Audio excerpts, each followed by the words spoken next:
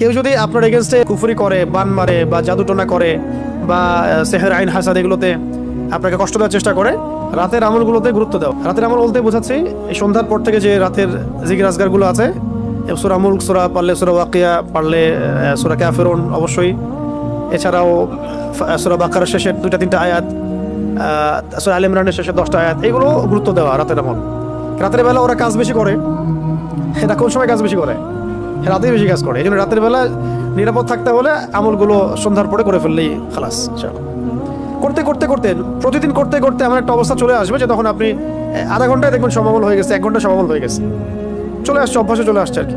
অনেকে বলেন না যে কোন কোন আয়াতগুলা বা কোন কোন সূরাগুলা আমাদেরকে একটু শিখায় দেন, বলে দেন যে এগুলো দিয়ে চিকিৎসা করা যায় কিনা।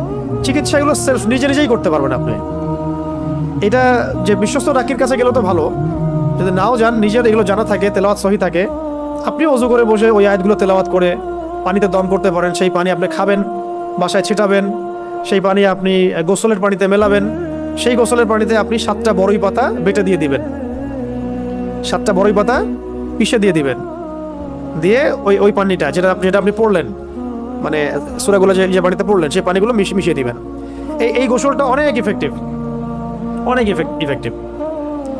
অনেকে এমন হয়েছে একবার গোসল করার পরে ভালো হয়ে গেছে, এমনও আছে।